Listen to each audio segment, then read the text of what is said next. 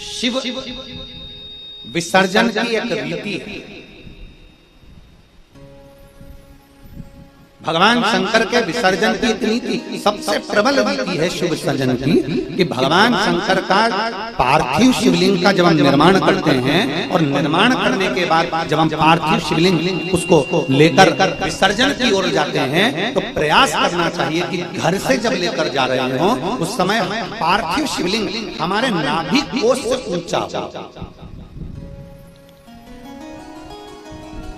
समझ में आया? अर्थात जैसे ये पात्र में शिवलिंग बना हुआ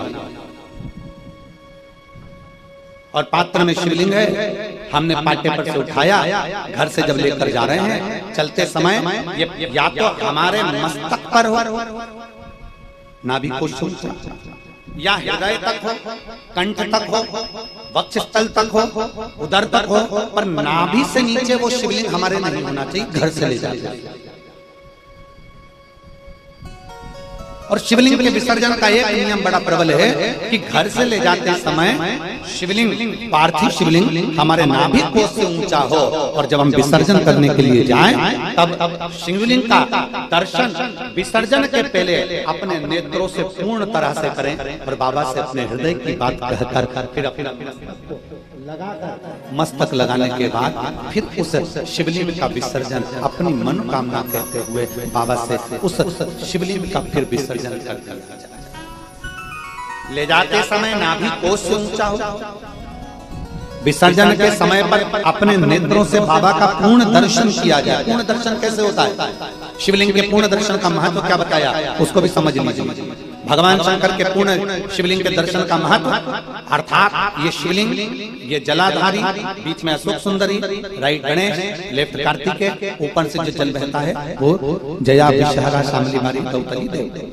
अब जब आप भगवान शंकर का पार्थिव शिवलिंग बनाते हो तो ऊपर जलाधारी तो रहती है, आपका केवल शिवलिंग है और जलाधारी। तो आप उसका जब दर्शन कर रहे हैं तो पूर्ण दर्शन का मतलब है जब हम विसर्जन करने जाते हैं तो सबसे पहले जो भगवान का जल स्थल है जिसको हम कहते हैं जलाधारी, गणेश जी, कार्तिकेय, अशोक सुंदरी का स्थान, पहले हम उसका दर्शन करते हैं। फिर अपनी निगाह को घुमाकर हम गोल घुमाकर वापिस उसी स्थान पर आते हैं अपनी दृष्टि से और फिर बाबा का यहीं से दर्शन करते हुए हम शिवलिंग का दर्शन करते हैं। जो हम विसर्जन करने गए हैं उसका हम जब दर्शन करें तो दर्शन करने के बाद हम शिवलिंग का दर्शन कर अपने मन की कामना कहकर मस्तक से लगाकर फिर बाबा का हम विसर्जन करते हैं तो हमारे हृदय की कामना मेरा देवाधिदेव महादेव पूर्ण जरूर करता है।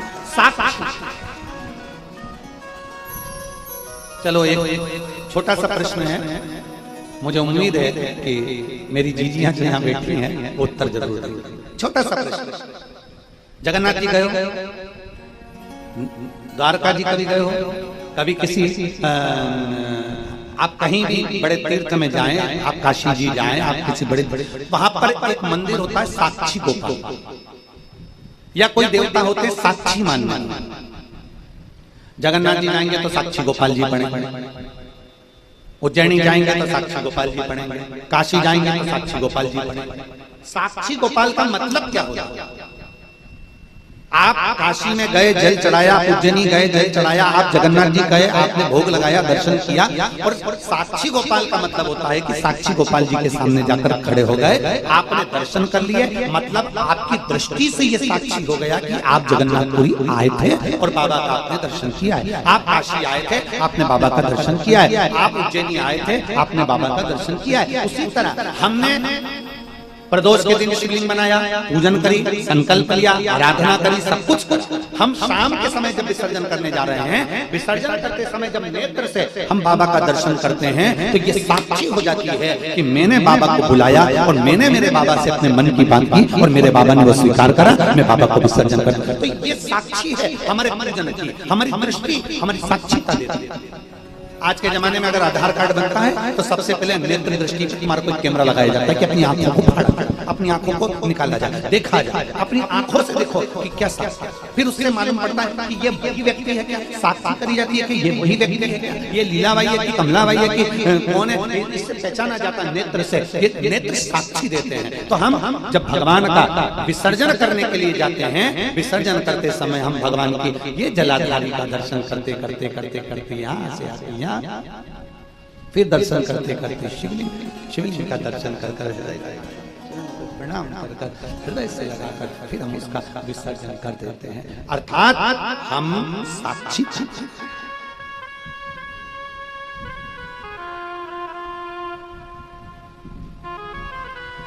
तेरा तुझको क्या लागे मेरा, भोले क्या लागे मेरा,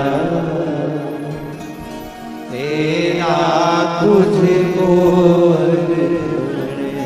प्रभु का प्रभु को समर्पण क्या लागे मेरा।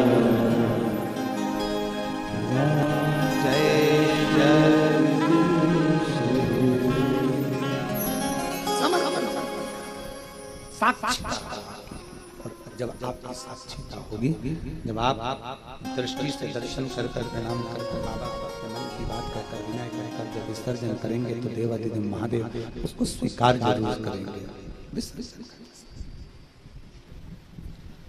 आज कथा का विराम दिवस है। कथा कभी समाप्त नहीं होती।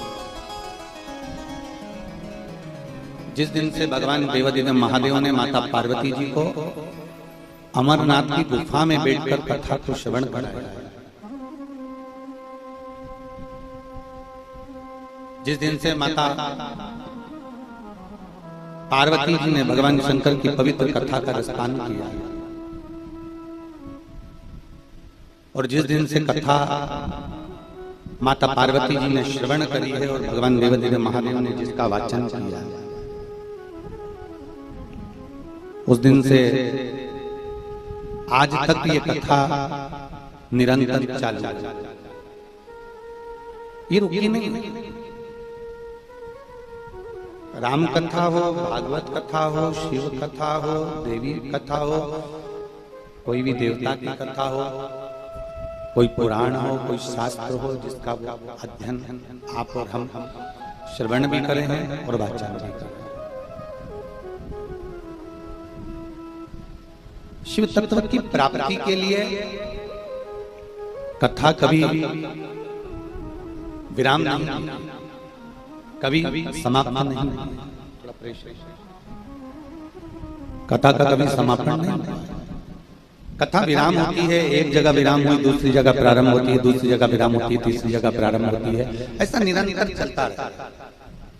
और तेरी कृपा बिना ना हिले एक भी अणु, लेते हैं श्वास तेरी कृपा से करूं करूं, बखान क्या करूं मैं राघोगे का, चपटी बहुत में खजाना कुबेर का, हे गंगाधार मुक्ति द्वार ओमकार तू, भोले ओमकार तू, आयो शरण तिहारी शंभुकार तू, बखान क्या करूं मैं राखों के ढेर का, चपटी बहुत में खजाना कुबेर का,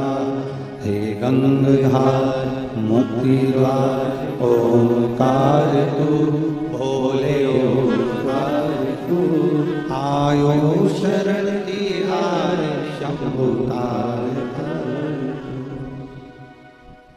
भगवान शंकर की कथा कर रही है, भगवान शिव महापुराण की कथा वर्णन कर रही है, भगवान शंकर का चरित्र कर रहा है। एक जगह पर विराम ली, दूसरी जगह प्रारंभ हो गई, दूसरी जगह विराम ली, तीसरी जगह प्रारंभ हो गई। ऐसे कथा निरंतर चलती है, निरंतर चलती। अभी श्री वर्धन जी यादव जी कह रहे थे कि गुरुदेव हम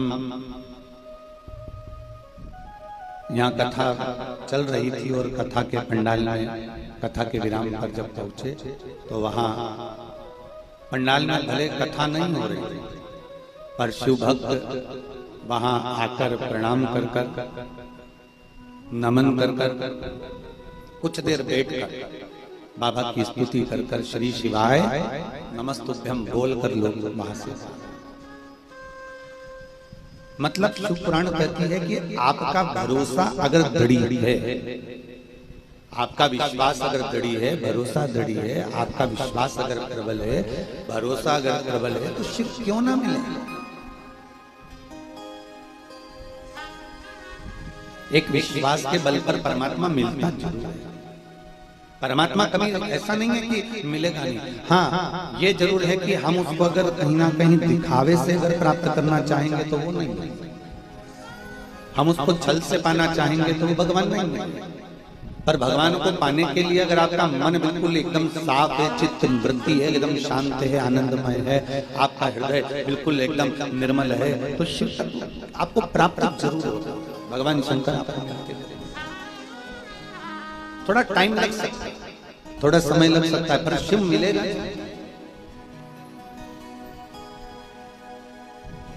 एक बहन हमारी एक जीजी नल में पानी गंदा आ रहा, नल में पानी गंदा, अब उसने क्या करा कि उसको नल को धोया और नल को धोने के बाद उसने नल को साफ कर दिया, साबुन से धोया, अच्छे से धोया, रगड़ रगड़ के धोया और नल के अंदर एक तार लिया, उस तार में से कपड़ा भर के नल के अंदर डाल के उसको अंदर से भी साफ। उसके बाद भी पानी गंदा आ रहा। फिर उसने क्या करा कि नल के जो टोटी थी उसमें कपड़ा उसने लाई अंदर से, कपड़ा बांध दिया और कपड़ा बांधा तो भी पानी गंदा आ रहा। कपड़ा बांध दिया, साबुन से धो दिया, ब्रश से रगड़ दिया, तो भी उसमें से गंदा पानी आ रहा, गंदा की गंदा पानी आ रहा। अब बहुत देर तक हमने उसको कहा, जीजी कमरे में गंदा पानी आ रहा है, ये जिसमें आशीष गए और बोला कि इसमें गंदा पानी आ रहा है। अब उस बहन ने उसका नल धो दिया, नल को साबुन से धो दिया, नल का अंदर तार डालकर धो दिया, फिर आखिरी में उसने उसमें कपड़ा बांध दिया, पर उसमें से गंदा आना पानी बंद नहीं, फिर गंदा पानी आने लगा।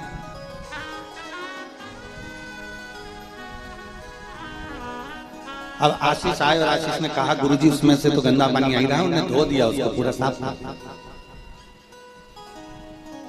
हमने आशीष से कहा, आशीष अब उनको बोलो कि नीचे नल में गड़बड़ी नहीं है, पानी की टंकी में गड़बड़ी है। अब वो जी कहे पानी की टंकी तो अभी हमने एक हफ्ते पहले धोई है, पानी की टंकी तो हमारी साफ। हमने कहा आशीष उनको बोलो पानी की टंकी में ही गड़बड़ी, वो जाएं और देखें। अब वो ऊपर गई और फिर पानी की टंकी में देखा तो उसके घर के बच्चों ने कोई गमले की मिट्टी उस टंकी के अंदर डाल। अब गमले की मिट्टी उस टंकी में डली हुई थी तो पूरा टंकी का पानी पूरा की पूरा गड़बड़ हो गया, टंकी का पानी पूरा की पूरा गंदा हो गया। अब पूरा टंकी का पानी जब गंदा हुआ, टंकी का पानी पूरा की पूरा गंदा हो रहा है, तो शिव महापुराण की कथा भी यही कहती है कि हम टोटी तो बहुत साफ करते हैं, हम टोटी धो भी लेते हैं, हम नल को क्लीन भी कर लेते हैं, पर टंकी साफ नहीं कर पाते। उसी तरह हम शरीर तो साफ रख लेते हैं, पर अंदर की जो टंकी है हमारा मन, अगर वो साफ होगा तो ये निश्चित है कि हमारी वाणी भी शुद्ध होगी, हमारी नेत्र भी शुद्ध होंगे, हमारी श्रवण शक्ति भी शुद्ध होगी, और हमारा ये नल को धोते धोते तो जिंदगी होगी।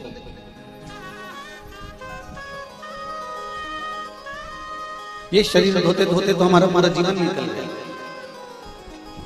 अरे आप आए नहीं और सुबह हो गई, मेरी पूजा की थाली धरी भी धरी है। आप आते नहीं ये बताते नहीं, बुलाने में कौन सी कमी रह गई। आप आए नहीं और सुबह।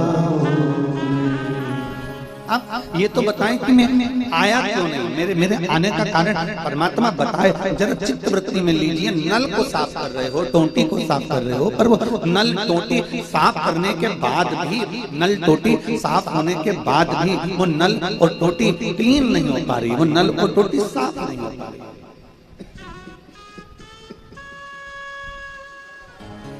वो नल और टोटी साफ नहीं है, वो नल और टोटी क्लीन। भले तुमने कितना भी साफ कराओ, पर मन टंकी का काम करता है। उसमें जो भराता है पानी, जो आ रहा है मन के अंदर, जो हम लेकर आ रहे हैं, वो एकदम साफ होना चाहिए, मन साफ होना चाहिए। शरीर को धोने के लिए साबुन होता है, शरीर को साफ करने के लिए सर्फ और साबुन का प्रयोग किया जाता है, और मन को साफ करने के लिए केवल भगवान की भक्ति का प्रयोग किया जाता है। केवल भगवत भजन का, केवल नाम स्मरण का, केवल कीर्तन का, केवल मंत्र जाप का, केवल भगवत भजन का प्रयोग किया जाए, भगवान की केवल भक्ति का प्रयोग किया जाए। कल हमारी जीजियों ने, कल हमारे पूरे विश्व में, पूरे भारत में और पूरे देश विदेश में, केवल देश में ही नहीं विदेश में भी, संपूर्ण देश विदेश में कल हरतालिका तीज का महोत्सव मनाया गया। आप लोगों ने भी फुलेदे के दर्शन करे होंगे जा जाकर, और हरतालिका तीज महोत्सव मनाया। संपूर्ण विश्व की माताओं ने भगवान शंकर को रिझाया, संपूर्ण विश्व की माताओं ने भगवान शिव की आराधना की। हमारे बीच में संत श्री कमलदास जी महाराज जी पधारे हैं, उनके श्री चरणों में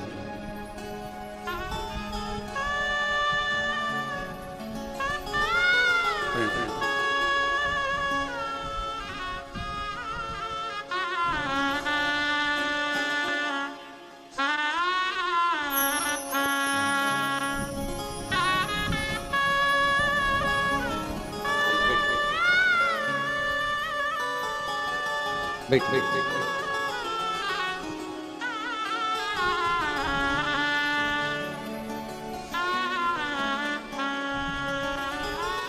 शिव महापुराण की कथा कर भगवान शंकर का शिव तत्व का, भगवान पवित्र चरित्र, भगवान शंकर की पवित्र कथा।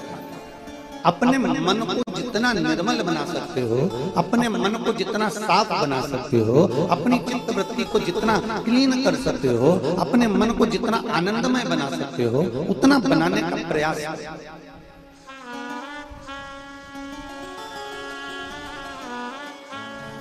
एक बात आप लोगों से पूछें, जितने लोग आस्था चैनल पर कथा सुन रहे हैं, जितने फेसबुक यूट्यूब पर कथा सुन रहे हैं, और जितने इस पवित्र प्रांगण में बैठकर कथा सुन रहे हैं, शरीर से कभी भगवान प्रसन्न हुआ क्या? जम के बोलो जरा। नहीं।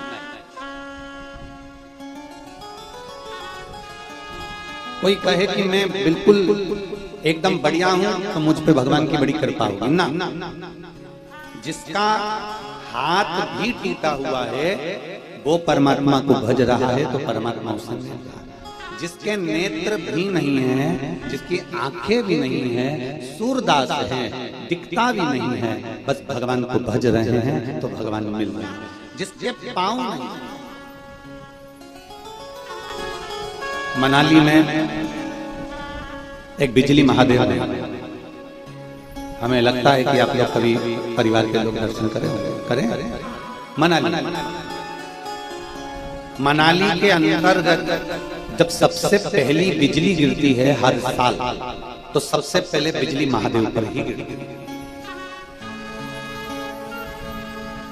थोड़ा ऊंचा है, चलकर जाना पड़ता है, वहां गाड़ी नहीं जाती, थोड़ी दूर तक गाड़ी जाएगी, फिर आपको पैदल जाना ऊपर।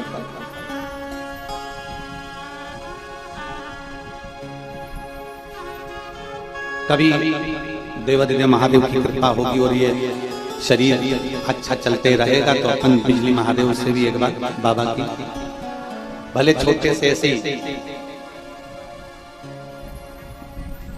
अच्छा, वाह वाह वाह, फिर तो हो गया, योग संजोग अच्छा बन गया हो। तो कभी बाबा चाहेगा तो मनाली में भी भले ऐसे ही एक हॉल के अंतर्गत बड़े भाव से बिजली महादेव को कथा श्रवण कर, कभी योग जब बाबा कर। अब बिजली देवादिदेव महादेव पर, महादेव के टुकड़े छोटे छोटे टुकड़े होते हैं। फिर वहां अनाउंस होता है कि बाबा पर बिजली गिर गई है, और वहां का एक परिवार जिसके पाँव में प्रॉब्लम रहती है, पाँव में तकलीफ रहती है, वो ट्रेगल साइकिल से चलता है और वो मक्खन इकट्ठा कर कर उस माखन से शिवलिंग को जोड़ता है। माखन, और शंकर भगवान के शिवलिंग को जोड़ने के बाद भगवान देवादिदेव महादेव पर जब जल चढ़ाया जाता है तो वो शिवलिंग माखन का जुड़ा हुआ इतना प्रबल हो जाता है कि हाथी के पांव से और हाथी की सूंड से भी नहीं मिलता।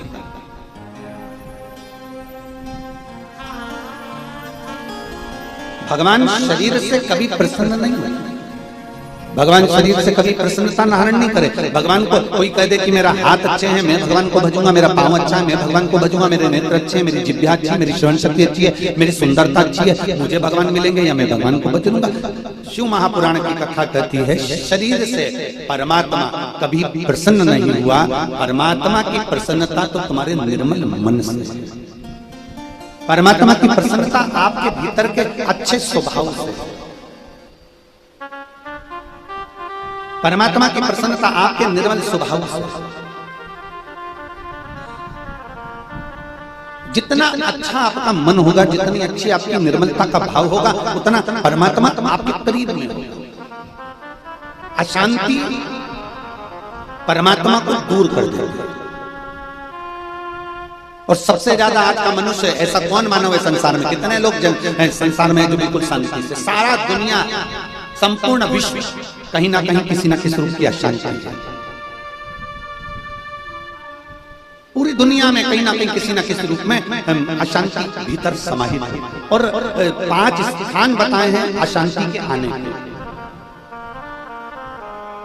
भगवान देवादिदेव महादेव ने माता पार्वती जी को 5 स्थान अशांति आने के बताया कि 5 स्थान से अशांति आती है। पहला संसार, दूसरा संपत्ति से, तीसरा संबंधों से, चौथा स्वास्थ्य से, और 5वां संतान से। अब एक एक समय भगवान देवादिदेव महादेव कह रहे हैं कि 5 स्थान ऐसे हैं पार्वती जहां से अशांति हम नहीं भी लाना चाहते, हम शांत रहना चाहते हैं, हम अपने चित्त को निर्मल रखना चाहते हैं, हम बहुत आनंद में रहना चाहते हैं, हम बहुत स्वस्थ के आनंद के साथ रहना चाहते हैं, पर ये 5 स्थान से अशांति हमारे भीतर प्रवेश करती है। पहले नंबर पर है संसार। संसार से तुम जितनी कामना करोगे, ये संसार के लोग उतना ही तुमको धक्का देंगे, उतना ही धोखा देंगे, और उतना ही तुमको अशांत कर देंगे।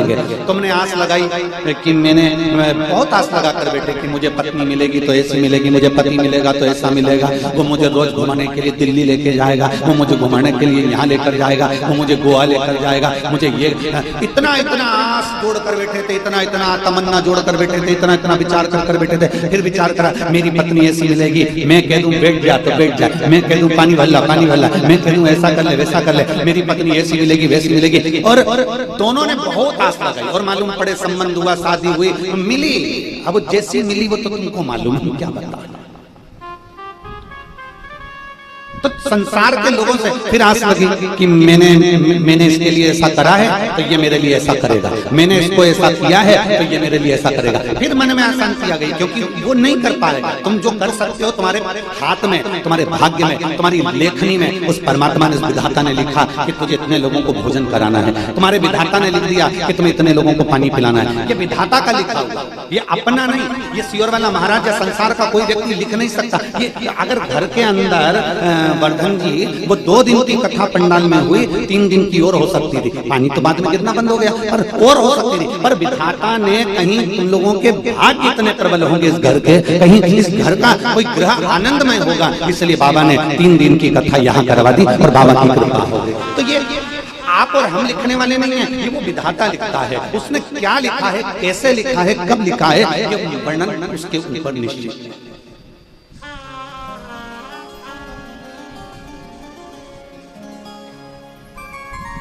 और मैंने तेरे ही भरोसे बाबा तेरे ही भरोसे हवा विच उड़ती जागी, बाबा डोर तो छली नाम में कटी जागी।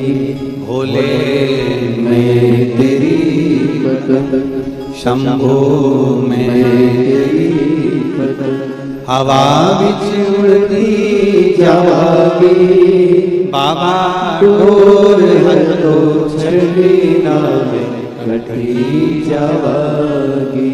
ये उसके ऊपर निश्चित करता है, उसके ऊपर निर्भर करता है कि उसने क्या लिखा है। 5 से प्रवेश करते हैं। थोड़ा डीले कम कर, प्रेशर डीले कम करो और प्रेशर करिए। 5 स्थान से अशांति प्रवेश करती है। पहला है संसार। संसार के लोगों से भी अशांति आती है। आप कितना सोचते हो, कितना विचारते हो, कितना विचार करते हो, कितना सोचते हो, कितना सोचने के बाद, कितना विचार करने के बाद भी आपको संसार से सुख का अनुभव नहीं होगा। सुख का अनुभव नहीं होगा। दूसरे नंबर पर है संपत्ति। दुनिया के लोग सोचते हैं कि थोड़ा धन अगर अच्छा आ गया, पैसा ज्यादा कमा लिया तो मैं बहुत सुख की जिंदगी जीऊंगा, सुख की जिंदगी।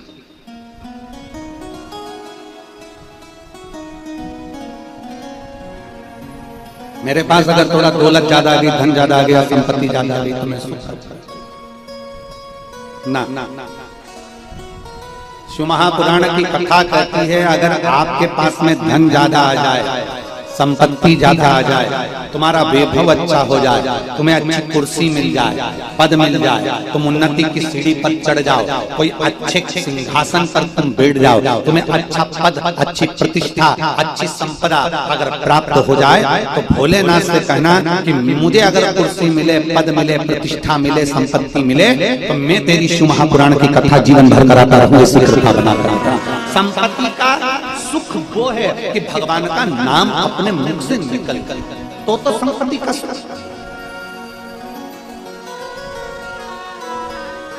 संपत्ति बढ़ रही है, धन बढ़ रहा है, संपत्ति बढ़ती है, धन बढ़ता है और मालूम पड़े अंदर का सुख बेचैनी चली गई। मैंने उसको इतना रुपया दिया था, मैंने 15 लाख वहां दिया था, 50 लाख वहां दिया था, वो खा के तो नहीं बैठ जाएगा, कहीं मेरा पैसा लेकर तो नहीं चले जाएगा। रात रात भर सब सो रहे हैं और तेरी आंखों में एकदम तुझे याद आया कि मैंने उसको पैसा दिया था, उसका अभी तक नहीं आया, मैंने वो ऐसा करा था तो अभी तक नहीं हुआ, और रात की नींद उड़ गई। सब सो रहे हैं और तेरी नींद रात को 2:30 बजे, 3 बजे, 2 बजे, 4 बजे उठ के बैठ गया तो 3 बजे रात बेचैनी है। बेचैनी में पड़ा। अशांति आने के 5 स्थान में से पहला है संसार, दूसरी है जम के बोलो संपत्ति। संपत्ति अगर आए, वैभव अगर आए, कुर्सी अगर मिले, सत्ता अगर मिले, तुम्हें पद प्रतिष्ठा भोलेनाथ जी की कृपा से अगर मिल जाए तो यह प्रयास करना कि हमारी संपत्ति से, हमारी कुर्सी से, हमारी प्रतिष्ठा से, हमारे पद से हम भगवान का कितना भजन कर सकते, दुनिया के लोगों के मुख से हम कितना शिव नाम निकलवा सकते। ये शिव महापुराण ने करा क्या? शिव महापुराण करी क्या? शिव महापुराण ने केवल एक कार्य करा, बच्चा बच्चा, बूढ़ा बूढ़ा, जवान युवान, बूढ़ा बच्चा सबके मुख से श्री शिवाय नमस्तुभ्यम निकलवा लिया। इस शिव पुराण ने करा क्या? घर के बच्चे से लेकर बूढ़े व्यक्ति सबसे 1 लोटा जल शंकर जी पे चढ़वा दिया। शिव महापुराण ने करा क्या? शिव महापुराण ने ये करा कि आज घर के अंदर रहना कैसे है, घर के अंदर कैसा व्यवहार होना चाहिए, कैसे रहना चाहिए, भगवान का व्रत कैसे करना चाहिए, शिव को जल कैसे चढ़ाना चाहिए, शंकर की स्तुति कैसे करना चाहिए, ये शिव महापुराण ने हमको सिखाया। ये शिव पुराण हमें सिखा रहा है। और नहीं आज के व्यक्ति को सीखने को मिल रहा है, नहीं तो आप पूर्व समय का चरित्र निकाल। गणेश जी के चूहे की कथा थी। संपूर्ण देशवासियों को आज गणेश चतुर्थी की बहुत बहुत बधाई हो। भगवान श्री गणेश जी महाराज के प्राकट्य उत्सव की, भगवान श्री गणेश जी महाराज के विराजमान होने की संपूर्ण सनातनियों को, संपूर्ण देशवासियों को बहुत बहुत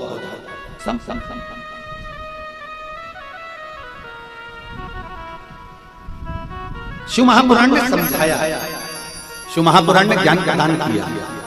और नहीं तो एक पुराना चरित्र है सोभरी ऋषि, सोभरी ऋषि जिनकी धर्म पत्नी का नाम था मनोमयी। सोभरी ऋषि और मनोमयी दोनों शिव की आराधना के बिना एक दिन भी नहीं निकालता। सोभरी ऋषि अगर भगवान शंकर की आराधना करना भूल जाए तो मनोमयी भगवान शंकर की आराधना में नहीं। दोनों पति पत्नी का नियम था, सोभरी ऋषि का भी और मनोमयी। इतनी शिव भक्ति इनके अंदर समाहित हो गई थी कि बिना शंकर के एक क्षण नहीं दे पाते थे। एक क्षण अगर एक कंकर को उठा लेते थे तो हाथ में रखकर शंकर को देखते थे, एक पत्ती को तोड़ लेते थे तो उस पत्ती में भी बेलपत्र का दर्शन किया करते थे। कई कई माताएं ऐसी हैं, कई कई भाई ऐसे हैं कि वो किसी भी वृक्ष की पत्ती को तोड़ते हैं और शंकर भगवान को चढ़ाते हैं तो उस भाव से चढ़ाते हैं जैसे हम बेलपत्र चढ़ाते हैं। नहीं उसके पास में बेलपत्री, पर वो कोई भी पत्ती चढ़ा रही है तो शिव के भाव से कि बेलपत्र के भाव से।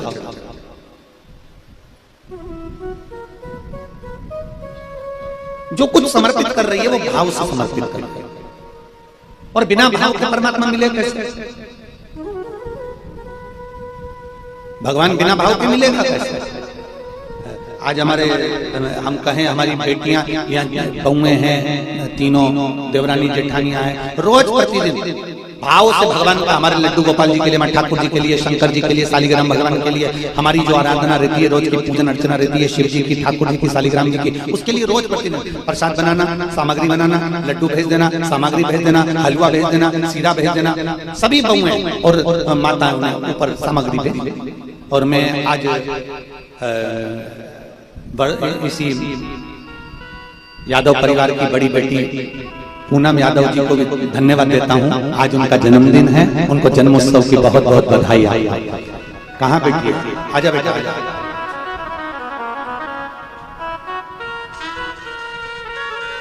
माला माला गणेश जी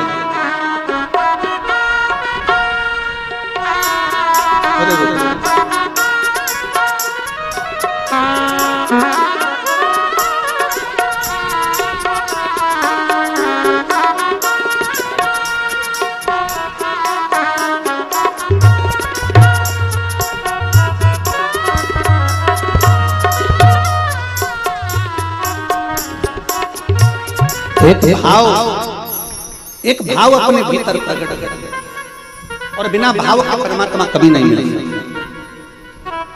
बिना भाव का भगवान कभी नहीं मिलेगा।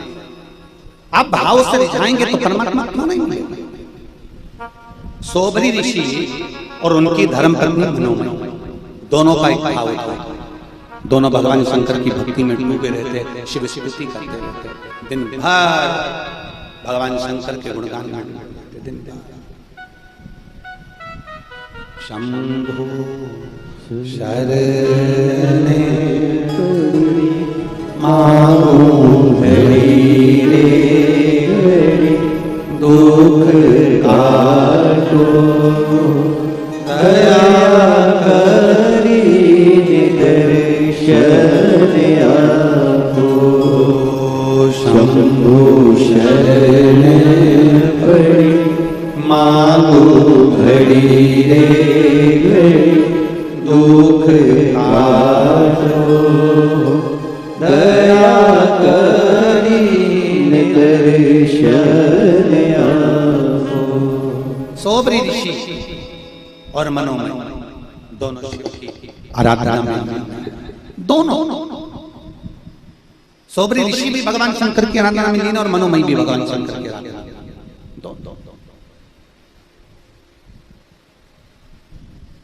अब एक क्रोंच गंधर्व,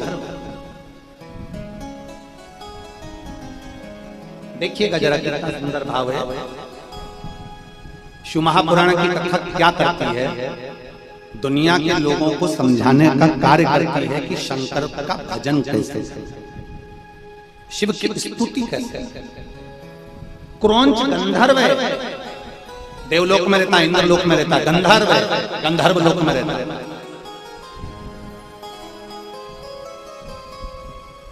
पर बुद्धि देखिए कहाँ गई, उस क्रौंच गंधर्व की बुद्धि कहाँ चली गई, उस क्रौंच गंधर्व की बुद्धि कहाँ मारी गई जरा देखिए। जब सोबरी ऋषि भगवान शंकर की भक्ति में डूबकर शिवलिंग का पार्थिव शिवलिंग का निर्माण करा, दोनों पति पत्नी ने मिलकर पार्थिव शिवलिंग का निर्माण कर दोनों ने पूजन करी। पूजन करने के बाद सोबरी ऋषि अपनी धर्म पत्नी मनोमयी से कहते हैं कि लाओ मैं शंकर भगवान का विसर्जन कर आता हूं, तुम मुझे दे दो, मुझे दो।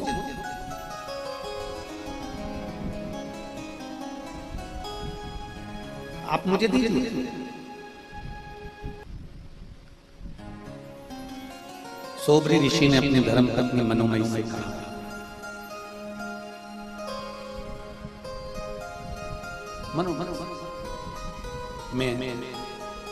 मनोमयी तुम मुझे देवदेव महादेव का पार्थिव शिवलिंग दे दीजिए और मनोमयी मैं इस पार्थिव शिवलिंग का विसर्जन करता रहता। आप मुझे पार्थिव शिवलिंग दे दीजिए।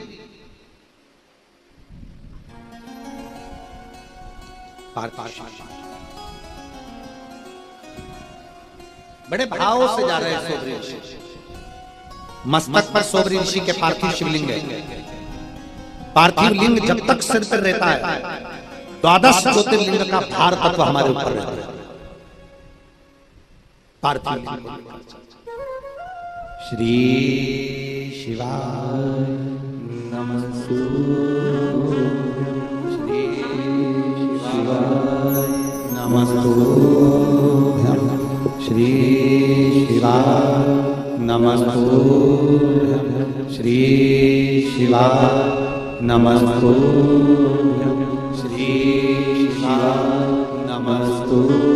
पार्थिव लिंग सिर पर लेकर सोबरी ऋषि चल दिए। भगवान शंकर का गुणगान करते करते, स्मरण करते करते, भगवत भजन करते करते, नाम जाप करते करते सोबरी बाबा चले। जैसे ही सोबरी बाबा चले शिवलिंग लेकर चले, इतनी देर में क्रौंच गंधर्व जो रहता गंधर्व लोक में, जो रहता देवलोक में, पर बुद्धि श्रेष्ठ नहीं, चित्त श्रेष्ठ नहीं। कोई जरूरी नहीं है कि बहुत ऊंचे पद पर बैठ गया कोई व्यक्ति, बहुत जोरदार कुर्सी पर बैठ गया, बहुत जोरदार सिंहासन पर बैठ गया तो उसकी बुद्धि सही हो जाए। रामचरितमानस में वर्णन आता है, ऊंच निवास नीच करतूती देख ही ना सकई पराई भी। कई लोग ऊंचे ऊंचे स्थान पर बैठने के बाद भी किसी की अच्छाई नहीं देख पाते, किसी को बढ़ता हुआ नहीं देख पाते, किसी को आगे चढ़ता हुआ नहीं देख पाते। किसी किसी को लगने लगता है ये इतना आगे कैसे बढ़ गया, ये उन्नति की ओर कैसे बढ़ गया, ये तरक्की की ओर कैसे बढ़ गया, ये हमारे सामने का इतना आगे कैसे बढ़ गया।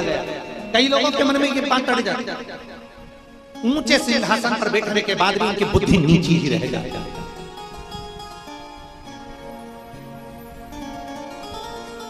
एक शब्द आता है, लोग उसको कहते हैं बड़ा नीचा व्यक्ति है, बड़ा नीचा।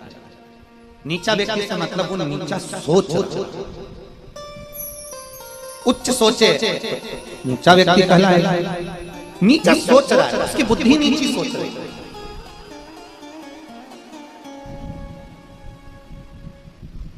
अब जरा विचार करो, रामचरितमानस में चरित्र आता है जयंत, इंद्र का पुत्र है, अच्छा पुत्र है।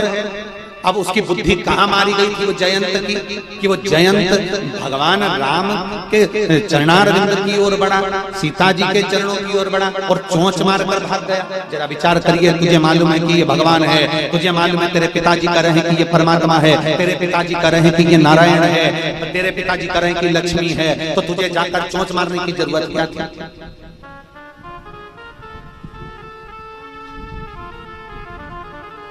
तुझे चोंच मारने की जरूरत क्या?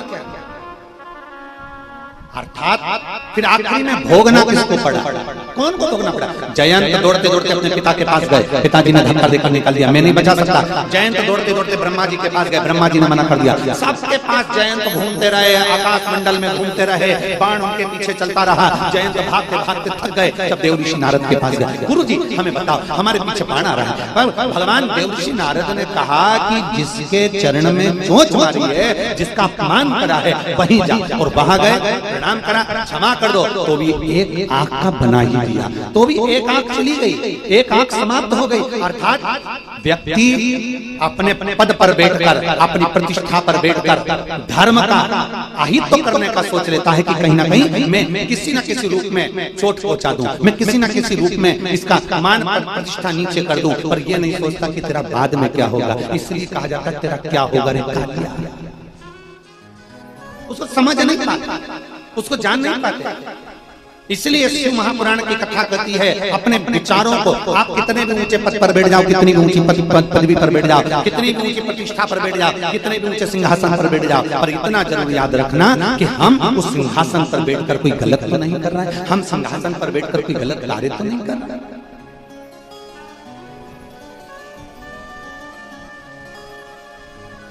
हमारा पद जो हमें मिला है उस पर बैठकर हम कोई गलत कार्य नहीं कर रहे, कोई गलत।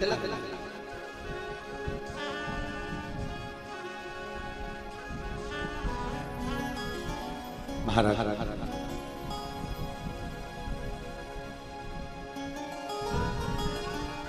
भगवान शिव की भक्ति, भगवान शंकर की आराधना को पहचानना बहुत कठिन विशेष है। जितना कठिन भगवान शंकर की भक्ति को पहचान पाना बहुत कठिन, बहुत कठिन। शिव को जान पाना बहुत कठिन है। दुनिया के लोग चाहे कुछ भी कहें, पर शिव की निंदा करने वाला, शिव भक्त की निंदा करने वाला, शिव भक्त की आंख में आंसू लाने वाला, शिव भक्त के भाव को नहीं समझने वाला, शंकर की कथा को नहीं जानने वाला, वो किसी ना किसी रूप में निंदा या गलत कर बैठता है। पर उसका जो बुढ़ापा होता है, अंत गति जो होती है, वो बड़ी तड़क तड़क कर निकलती है, वो पहचान नहीं पाता।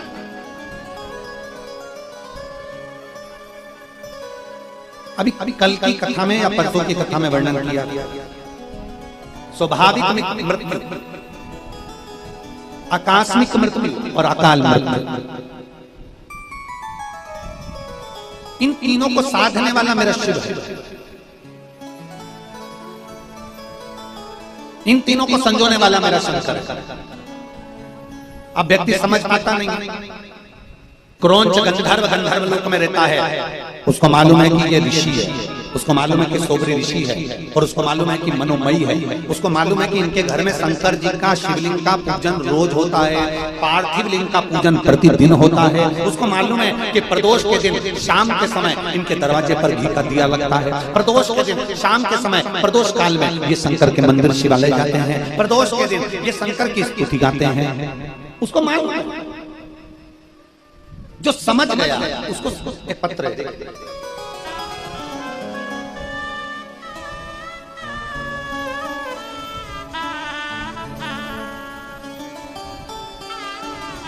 मेरा नाम मंजू देवी, पति स्वर्गीय श्री राजेश प्रसाद। मेरा मोबाइल नंबर ये पत्र आज ही आया, कोई देखकर गया होगा तो यहाँ पहुंचा। मेरा नाम मंजू देवी है, पति स्वर्गीय श्री राजेश प्रसाद। मेरा मोबाइल नंबर, मैं पटना की निवासी हूँ और सेक्टर नंबर 63 में नोएडा से आया।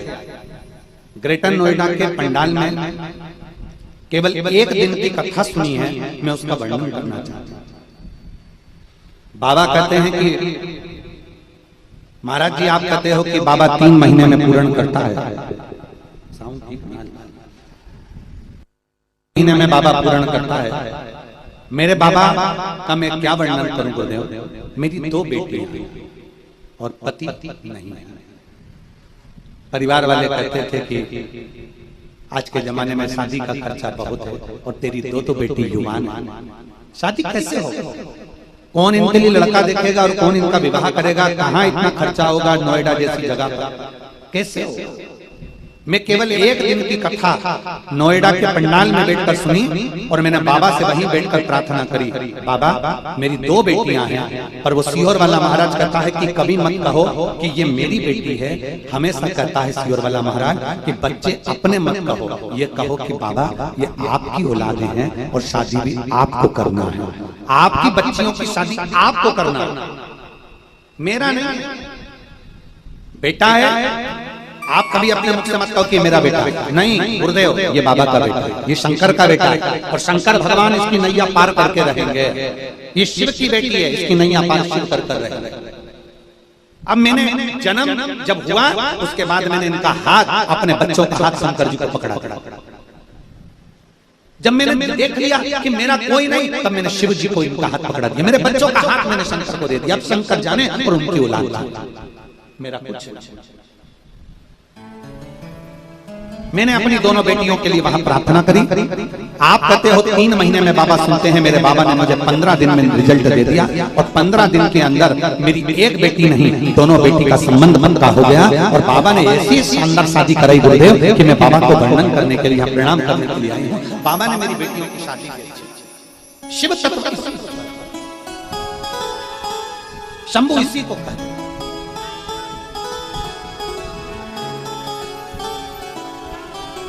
लाइन अच्छी है, मेरे बाबा दया करना, मैं तेरे भरोसे हूँ, मेरे बाबा दया करना,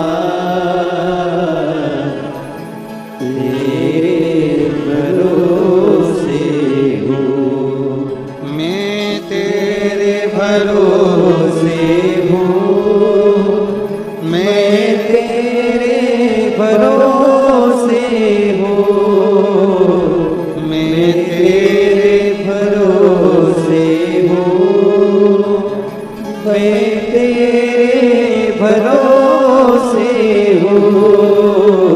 मेरे बाबा दया करना,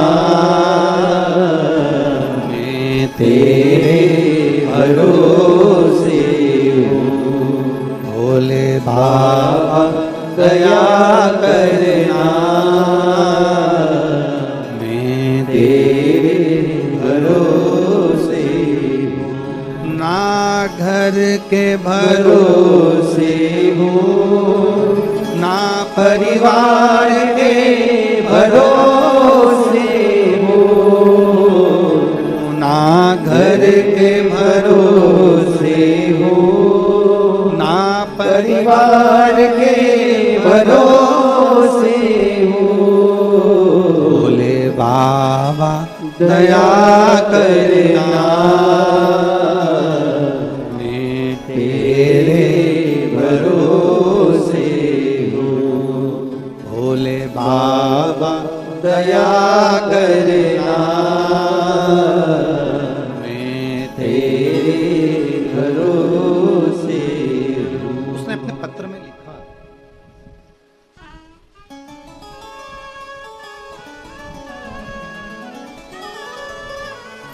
मेरी दोनों बेटियां शादी हो गई। शादी भी ऐसी हुई 1 साल के अंदर कि दुनिया के लोग देखते रह जाएं। ये शिव तत्व है, ये शिव। हमारा विश्वास, हमारा भरोसा, हमारी दृढ़ता हमें शिव के करीब लेकर जाए, शिव के करीब।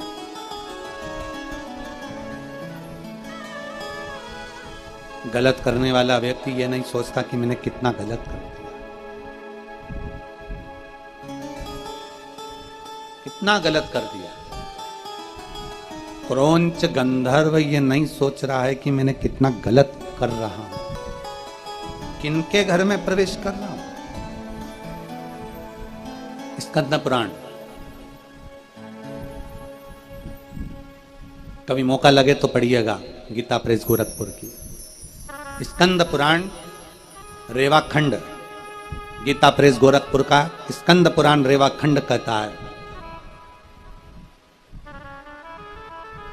जिसके घर में शंकर का शिवलिंग विराजमान रहता है, जिसके घर में से रोज उसके हंडे का पानी, मटके का पानी, घर का पानी 1 लोटा भरकर शिवालय तक जाता है,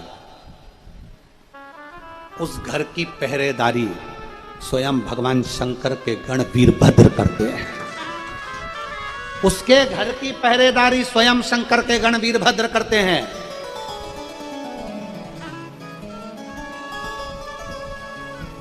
स्वयं वीरभद्र, शंकर की मूर्ति नहीं, शंकर का शिवलिंग प्रतिबिंब। स्कंद पुराण का रेवाखंड कहता है जिसके घर में शिवलिंग है, जिसके बीच में एक समय आया था जब किसी ने कह दिया था कि घर में शिवलिंग नहीं रखना चाहिए, लोगों ने उठा उठाकर शंकर जी के शिवलिंग को विसर्जन कर दिया। बीच में आया था एक समय कि लोगों ने विसर्जन कर दिया था शिव जी का, पर नहीं। हम फिर निवेदन करेंगे सीहोर वाले महाराज को, अगर आप सुनते हो, सीहोर वाले महाराज को आप फॉलो करते हो, उसको सुनते हो, कथा श्रवण करते हो, तो हम तो कहेंगे कि अपनी जिंदगी में एक बार जितनी पुराणे, सारी पुराणों का अध्ययन करो और सब पुराण पढ़ो। स्कंद पुराण पढ़ो, शिव पुराण पढ़ो, लिंग पुराण पढ़ो, नर्मदा पुराण पढ़ो, तुम्हारी जितनी मर्जी पढ़ जा, विष्णु पुराण, अग्नि पुराण, पद्म पुराण, ब्रह्म विवर्त पुराण, ये सारी पुराणों का अध्ययन करो। हमसे लोग कह देते हैं क्यों महाराज जी आप इतनी सारी बातें बताते हो, शिव पुराण में तो हमें पढ़ने को मिलती नहीं है, तो तुम अकेली क्या शिव पुराण में से शिव पुराण बोली जाती है? अगर शिव पुराण की कथा करने के लिए यहां हम बैठे हैं, यहां भोलेनाथ ने अगर बिठाया है, तो वो कथा केवल शिव पुराण की नहीं रहेगी, उसमें से स्कंद पुराण, नर्मदा पुराण, लिंग पुराण, एक एक पुराण का अध्ययन में से उसमें से जो अच्छा निकलता है वो आपके सामने दिया जाता है, आपके सामने। कुछ तो ग्रहण करो। स्कंद पुराण का रेवाखंड कहता है कि जिसके घर में शिवलिंग है, रेवाखंड कह रहा है जिसके घर में शंकर का शिवलिंग है, या घर का जल 1 लोटा भराकर शिवालय तक जा रहा है, घर का जल 1 लोटा भराकर पीपल के वृक्ष के नीचे जा रहा है, घर का जल 1 लोटा भराकर तुलसी के क्यारे में जा रहा है, घर का जल 1 लोटा भराकर बेलपत्र के नीचे जा रहा है, घर का जल 1 लोटा भराकर अगर शमी पत्र के नीचे जा रहा है, मतलब कहीं ना कहीं आपके घर का 1 लोटा जल अगर शिवालय तक, देवालय तक, तीर्थ तक जा रहा है, किसी स्थान तक जा रहा है, तो समझ लो आपके घर की रक्षा स्वयं वीरभद्र करते हैं। ये कैसे प्रमाणित हो सकता है? इसको हम कैसे प्रमाण मान सकते हैं? तो राम कथा उठाइए। तुलसी बाबा ने रामचरितमानस की रचना करी। मेरे गोस्वामी तुलसीदास जी ने जब रामचरितमानस की रचना करी, उसको लेकर काशी गए। काशी में विद्वान ब्राह्मणों के सामने गोस्वामी तुलसीदास जी द्वारा रचित रामचरितमानस को रखा गया। विद्वानों ने, ब्राह्मणों ने मना कर दिया, हम इसको नहीं मानते क्योंकि यह अवधी भाषा में, इसमें संस्कृत नहीं है, इसमें संस्कृत के श्लोक नहीं है, हम इसको नहीं मानेंगे क्योंकि यह अवधी भाषा में। विद्वान ब्राह्मणों ने मना कर दिया, यहूदी भाषा में हम इसको स्वीकार नहीं कर सकते। तुलसीदास जी कहते हैं आप स्वीकार मत करो, मेरे काशी विश्वनाथ तो स्वीकार करेंगे, मेरे शंकर तो स्वीकार करेंगे।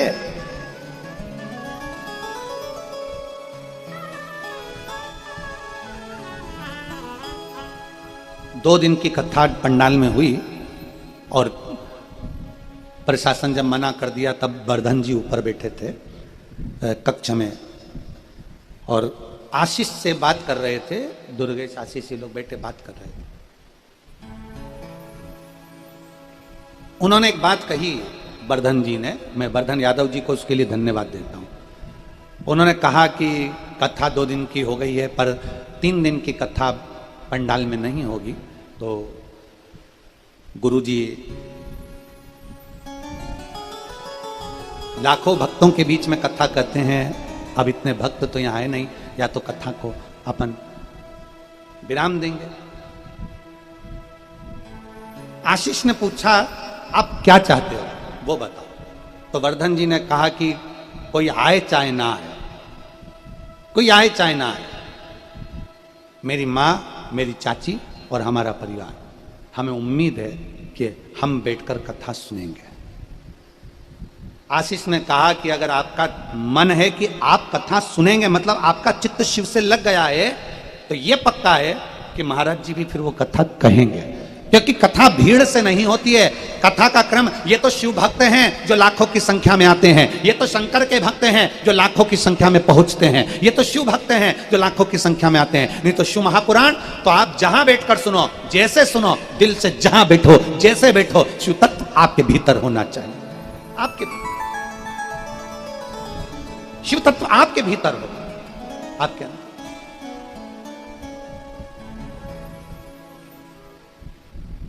इतना विद्वान। अब यहां तुलसीदास जी द्वारा रचित रामचरितमानस को जब कहा कि आप नहीं स्वीकार करते कि रामचरितमानस अवधी भाषा में है, इसमें संस्कृत नहीं है, तुम मेरी लिखी अवधी भाषा की रामचरितमानस को स्वीकार नहीं करते, तुम मेरा शिव तो स्वीकार करेगा, मेरा शंकर तो स्वीकार करेगा, मेरा भोलेनाथ तो स्वीकार करेगा। बस यही होना चाहिए। भोजन किसके लिए बनाया? शंकर जी के लिए। हमारी नीचे से माताएं जी कह देती हैं विकास पंडित जी को, नीचे से विकास जी कहते हैं हमारे गुरुजी ये घी नहीं खाते, मक्खन नहीं खाते, इतना सारा ये तेल घी नहीं। इतने में नीचे से माताएं कहती है हमने बनाया है ना, तुम तो लेकर जाओ। वो खाएं ना खाएं उनकी मर्जी, वो पाए ना पाए उनकी मर्जी, तुम तो ले जाओ। वो नहीं पाएंगे, भोलेनाथ जी तो पाएंगे, बाबा को तो भोग लगेगा, तुम लेकर जाओ। अर्थात हमने जो भोजन बनाया वो शिव जी के लिए बनाया, गुरु जी तो बाद में है, पहले शंकर जी के लिए, ठाकुर जी के लिए, शालिग्राम भगवान के लिए, उनके लिए बनाया हमने, बाद में गुरु जी के लिए, पहले पहले भगवान के लिए। तुलसीदास बाबा ने कह दिया, गोस्वामी तुलसीदास जी ने कह दिया, आप मेरी रामचरितमानस को स्वीकार नहीं करते, अवधी भाषा में लिखी है, और मेरा शिव तो स्वीकारेगा। इतने में सारे विद्वान ब्राह्मणों ने कहा, तुलसीदास जी आपकी लिखी हुई इस रामचरितमानस को हम स्वीकार नहीं करते तो भोलेनाथ क्या स्वीकार करेंगे, काशी विश्वनाथ क्या स्वीकार करेंगे।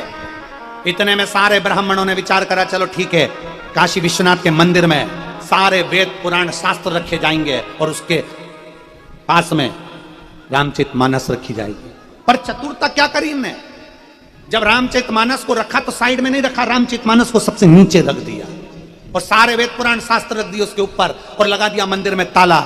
तुलसीदास जी पहुंचे अपनी कुटिया में, ब्राह्मण जन पहुंचे अपने भवन में। तुलसीदास जी ने हाथ जोड़कर कहा, हे मेरे बालाजी, हे मेरे श्री हनुमान जी, कि पवन तनय संकट हरन और मंगल मूरत राम लखन सीता हृदय बसो सुर।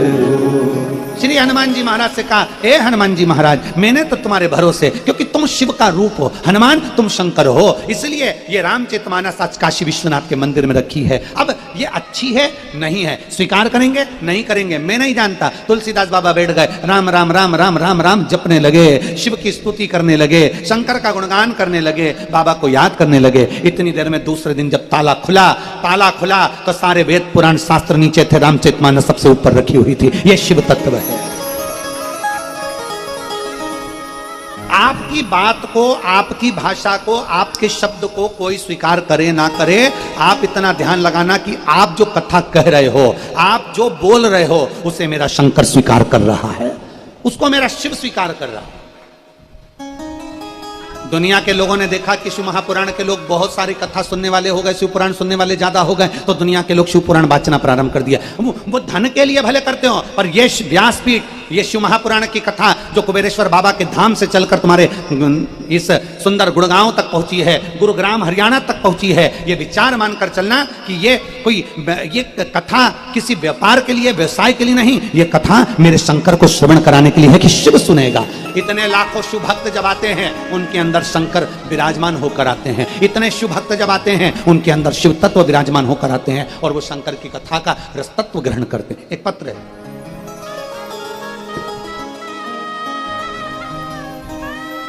ये भी आज ही आया।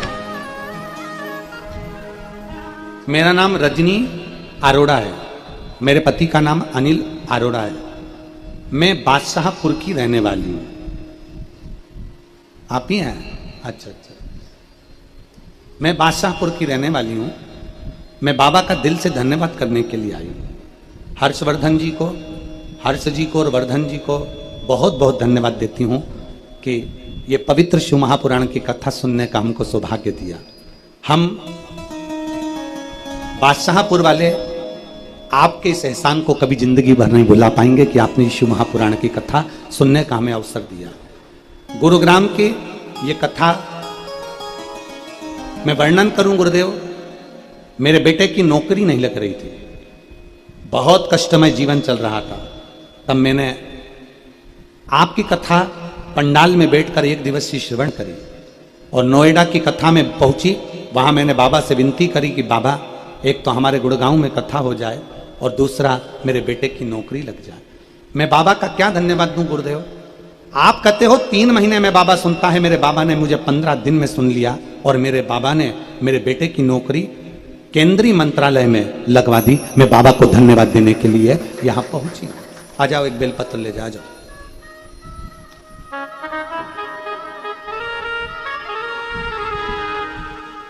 बैठ नहीं, बस ऐसे आ जाओ ऐसे।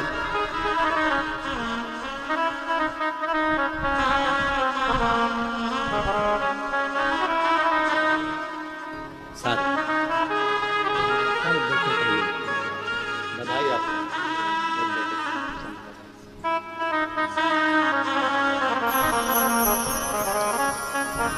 शिव तत्व की प्राप्ति, बाबा देवादिदेव महादेव की प्राप्ति। ओघड़दानी का एक शब्द कहे तुलसीदास बाबा तो कथा का रस तत्व आनंद में देने वाले। तुलसीदास बाबा की वो रामचरितमानस सबसे ऊपर आकर रखा गया, क्योंकि उनको मालूम था मुझे मैं शिव के लिए कर रहा हूं, मैं शंकर के लिए कर रहा हूं, मैं ओघड़ी के लिए कर रहा हूं, मैं देवादिदेव महादेव के लिए कर रहा हूं। आखिरी में हुआ क्या? लोग कहते हैं गुरुजी आप कहते हो कि शंकर का शिवलिंग, स्कंद पुराण के रेवा खंड में लिखा है कि शंकर का शिवलिंग जहां होता है, जहां शंकर का शिवलिंग है, जिस घर में शंकर का शिवलिंग है, जिस घर में से 1 लोटा जल भरकर शिवालय तक जाता है, वहां पर शंकर के गण पहरा देते हैं। रामचरितमानस जब तुलसी बाबा लेकर अपनी कुटिया में आ गए, कई ईर्ष्यालुओं के मन को भाया नहीं। इस रामचरितमानस में आग लगा दो। उन्होंने चोरों को भेज दिया, उन्होंने डाकुओं को भेज दिया कि तुलसीदास बाबा जहां रहते हैं वहां से रामचरितमानस को निकाला जाए और उसको निकालकर उसमें आग लगा दी जाए या उसको पानी में डाल दिया जाए। जैसे ही चोर पहुंचे, जैसे ही डाकू पहुंचे आग लगाने के लिए, जैसे ही पहुंचे वहां जाकर चोरों ने क्या देखा, डाकुओं ने क्या देखा कि एक बानर तुलसीदास जी की कुटिया के ऊपर बैठा हुआ था। बंदर ऊपर बैठा, ये आग लगाने का प्रयास करे, वो इनको मार मार कर भगा दे। विद्वत जनों ने पूछा क्या तुमने तुलसीदास जी की कुटिया में आग लगा दी? नहीं लगा पाए। क्यों नहीं लगा पाए? क्योंकि वहां एक बानर बैठा हुआ, एक बंदर बैठा हुआ, एक बानर है वहां, एक बंदर है, वो रक्षा कर रहा है। शिव महापुराण की कथा कहती है जहां शंकर का शिवलिंग है, जहां शिव नाम है, जहां शंकर की स्तुति है। पूरी रामचरितमानस में मेरे राम जी ने शिव की स्तुति करी है, शिव जी ने राम जी की स्तुति करी है। राम के बिना शिव नहीं और शिव के बिना राम नहीं। पूरी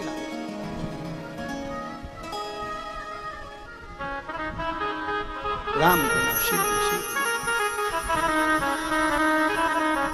भगवान शंकर की स्तुति कर। तो यहाँ एक बानर रक्षा करता है और यहाँ स्कंद पुराण का रेवा खंड कर रहा है, स्कंद पुराण का रेवा खंड वर्णन कर रहा है, स्कंद पुराण का रेवा खंड कर रहा है कि आप भगवान शंकर की स्तुति में, भगवान शंकर के भजन में अगर डूबे हो, आपके घर में अगर शिवलिंग विराजमान है, आपके घर में से 1 लोटा जल अगर शंकर के शिवालय तक, मंदिर तक जा रहा है, चिंता मत करना।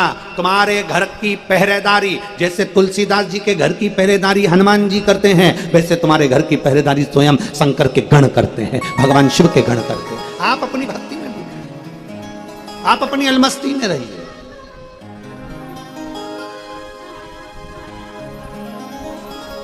स्थान पर आनंद लेते हुए विराजमान होकर बड़े भाव के साथ, आज गणेश चतुर्थी है, रिद्धि सिद्धि के देव भगवान श्री गणेश जी महाराज आप सभी के घरों में विराजमान हो रहे हैं। भाव के साथ में बाबा से अपने हृदय की बात दिल के साथ बड़े प्रेम से बाबा से विनय करेंगे। आप और हम सब मिलकर भगवान शंकर के मूल स्मरण का, श्री शिवाय नमस्तुभ्यम का स्मरण करेंगे। सब बाबा से प्रार्थना करेंगे, भाव से विनय करेंगे, साथ में बोलेंगे श्री शिवाय नमस्तुभ्यं, श्री शिवाय नमस्तुभ्यं, श्री शिवाय नमस्तुभ्यं, श्री शिवाय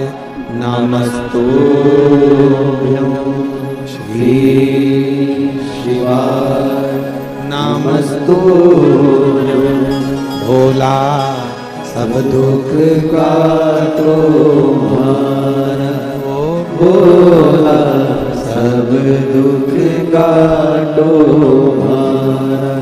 शिव शंकर जपू तेरी माला, भोले बाबा जपू तेरी माला, भोला सब दुख काटो मारा, ओ भोला सब दुख काटो मारा। जय मंगल मंगलकारी, जय मंगल मंगलकारी। शमशान वासी हमारा, शमशान वासी हमारा, ओ भोला सब दुख काटो मारा, ओ भोला सब दुख काटो मारा। भगवान देवादिदेव महादेव से अपने मन की बात बड़े भाव के साथ हृदय से भगवान शिव से भाव से कहे। शिव स्वीकार करते हैं, भगवान ओघड़दानी शिव शिव है कि खाली ना जाता कोई दर से तुम्हारे, खाली न जाता कोई दर से तुम्हारे। में भी खड़ी हो हूँ नदी बारे फसाए, अपने हृदय से लगा लगा लो कि राजा हो, उठा लो उठा लो। भोले अपने दर से अब तो न डालो, गिरी जा रही हूँ, उठा लो उठा। भगवान शिव की भक्ति जहाँ शिवलिंग है, जहाँ से एक लोटा जल देवादिदेव महादेव के शिवालय तक जा रहा है, वहाँ उस घर की रक्षा करने वाला स्वयं भगवान शंकर का ही गण होता है। मेरे जितने शिव भक्त भगवान शंकर की कथा का रसपान करने वाले, जितने शिव जी की कथा को श्रवण करने वाले शिव भक्त हैं, उन सब से निवेदन करूंगा कि प्रतिदिन अपने घर से एक लोटा जल अपने नजदीक में जो शिवालय है वहां लेकर जरूर जाओ, अवश्य लेकर जाओ।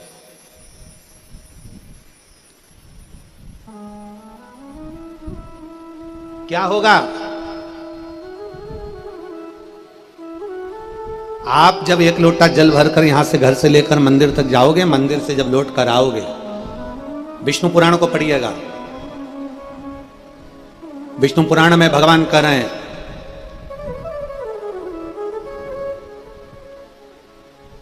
लक्ष्मी जी को जब भगवान नारायण दे दिए गए,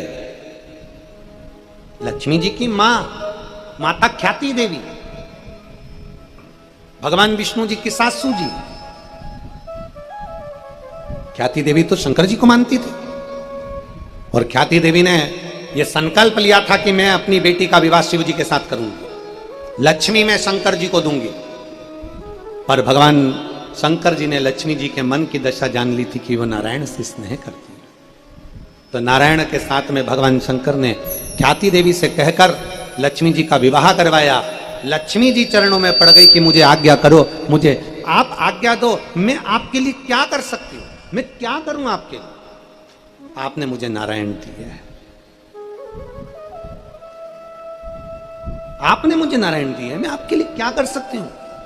घर की एक एक बहू को अपनी सास और ससुर का धन्यवाद देते रहना चाहिए, जिन्होंने, जैसे लक्ष्मी जी कह रही हैं, आपने मुझे नारायण दिया, मैं आपके लिए क्या कर सकती हूँ, ऐसा आपको कहना चाहिए। आपने हमारे को अच्छे पति दिए हैं, हम आपके लिए क्या करें, ये बताओ।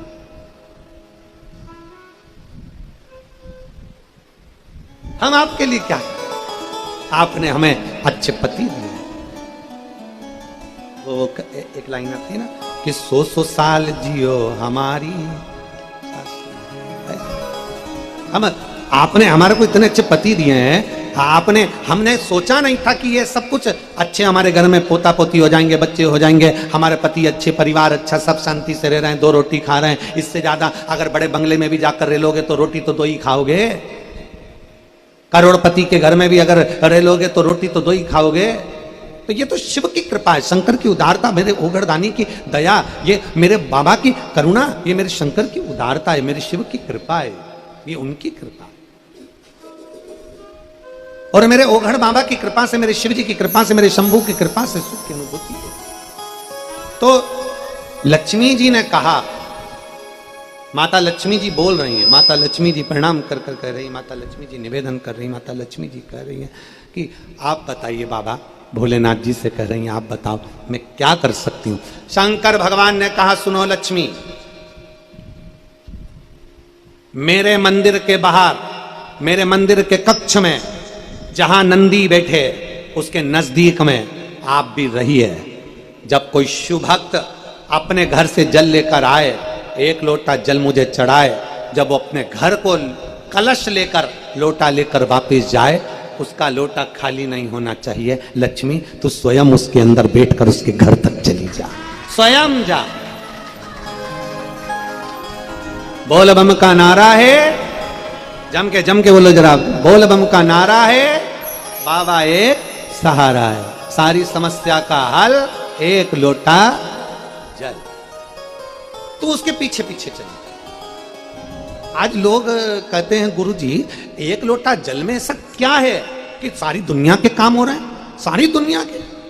जो जहां लोग बैठकर कथा सुनते हैं, दिल से सुनते हैं, लोटा भर के जल चढ़ाना चालू करते हैं, उनका काम हो जाता है।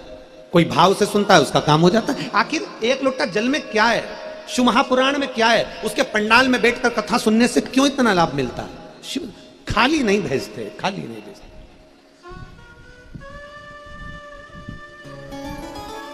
और ये कथा जो श्री वर्धन जी यादव जी, यादव परिवार करा रहा है गुड़गांव में, ये तो आज विराम हो जाएगी। 12 तारीख से सीहोर में जो 7 दिवसीय कथा है वो चलेगी अग्रवाल धर्मशाला में। जो सीहोर के लोग हैं वो अग्रवाल धर्मशाला में श्रवण करेंगे।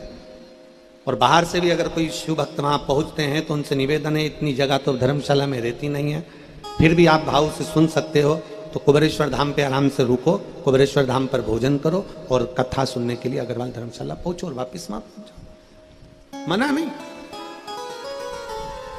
वो 18 तारीख तक चलेगी, फिर 20 तारीख से 24 तारीख तक छत्तीसगढ़ में प्रारंभ हो जाएगी, फिर 26 तारीख से 2 तारीख तक फिर वो कथा बड़े आनंद के साथ नांदगांव, नासिक जिले के अंतर्गत महाराष्ट्र में प्रारंभ हो जाएगी 1 बजे से 4 बजे तक।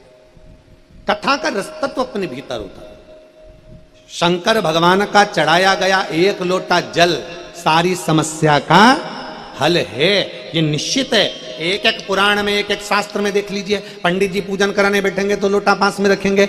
जन्म से लेकर माता के घर में जब अपना जन्म होता है, माँ के गर्भ से हम जन्म लेते हैं, पैदा होते हैं, उस समय से लोटा काम आता है। छठी की पूजन कराना है, ये पूजन कराना है, वो पूजन कराना है, कलश सिर पे लिया, पूजन कराई, उस दिन से कलश, उस दिन से लोटा चालू होता है। आखिरी में व्यक्ति मरता है तो लोटे में भरा के गंगा जल पहुंच जाता है।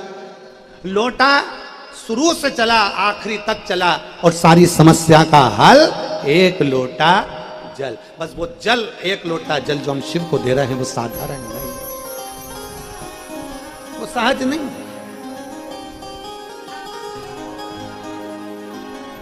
खूब भक्ति, तुम्हारे घर की रक्षा करने वाला स्कंद पुराण रेवा खंड कहता है, जिसके घर में शिव है उसकी रक्षा स्वयं शिव करता है, स्वयं उसके गण करते हैं, स्वयं। महाराज सोबरी ऋषि सिर पर लिए हैं शंकर भगवान का पार्थिव शिवलिंग। मनोमयी घर के दरवाजे पर खड़ी थी, अपने पति शंकर को लेकर जा रहे थे तो प्रणाम कर रही, प्रणाम।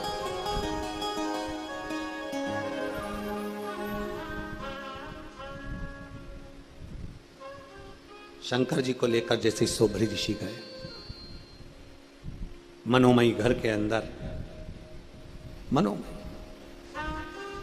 क्रौंच गंधर्व आ गया।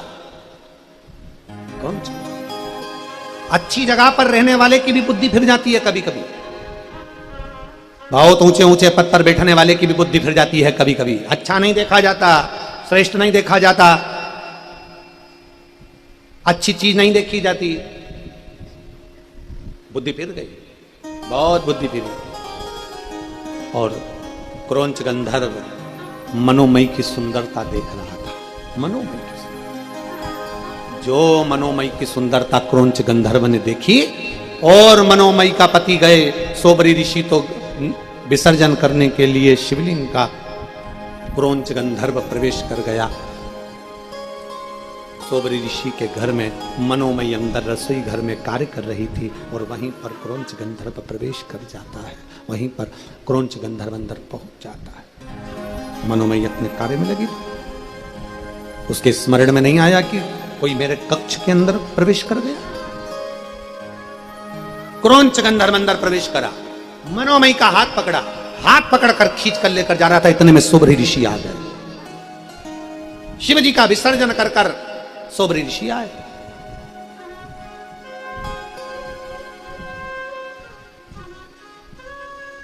और सोबरी ऋषि जैसे ही विसर्जन कर कर आए, आकर जो देखा तो हाथ का पात्र सोबरी ऋषि का नीचे गिर गया। मेरी पत्नी का हाथ पकड़कर, मनोमयी का हाथ पकड़कर कोई लेकर जा रहा है। देखा, देखते से ही पहचान गए सोबरी ऋषि, ये तो क्रौंच गंधर्व है। तू गंधर्व लोक में रहता है, इतने ऊंचे पद पर रहता है, इतने देवताओं के करीब में रहता है, उसके बाद भी तेरी बुद्धि फिर गई और तू मेरी पत्नी का हाथ पकड़ कर लेकर जा रहा है। तुझे मालूम नहीं कि किसके घर में प्रवेश करा है तू?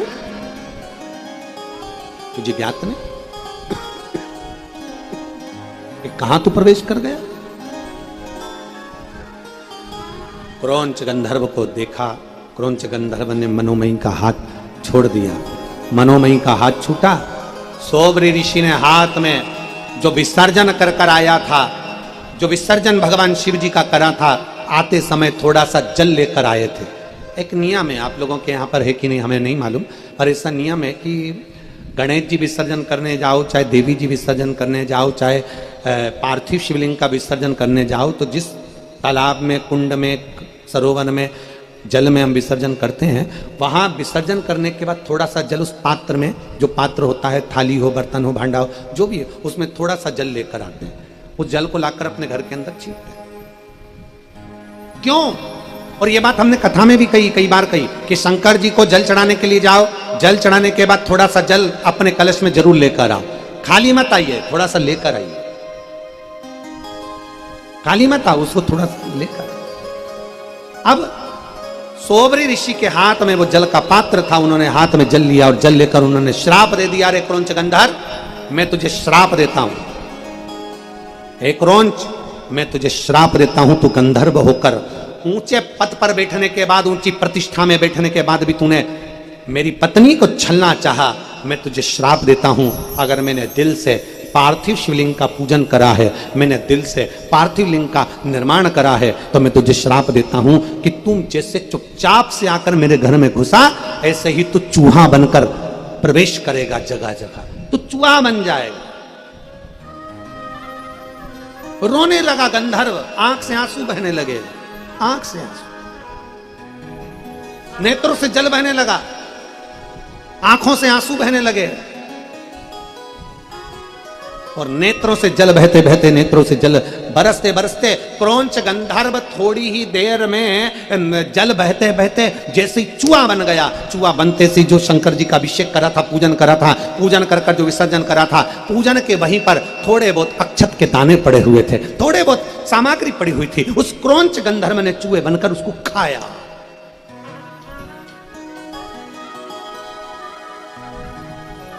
और अब सौंप दिया इस जीवन का सब भार तुम्हारे हाथों में, हे यार तुम्हारे हाथों में, और जीत तुम्हारे हाथों में। अब सौंप दिया इस जीवन का सब भार तुम्हारे हाथों। जगत को सुखी देखना चाहते हो तो स्वयं सुखी रहिए। एक प्रसंग आता है, एक पति बीमार पड़ गया, पत्नी उसको लेकर डॉक्टर के पास गई। और पत्नी जब उसको लेकर डॉक्टर के पास गई तो डॉक्टर ने उसको चेक करा और चेकअप कर कर कहा तुम्हारे पति को आराम की बहुत जरूरत है, बहुत। तुम्हारा पति बहुत बीमार है, इसको आराम की बहुत जरूरत है, इसको आराम करना है। मैं ये नींद की गोली लिख रहा हूं, ये लेकर जाना।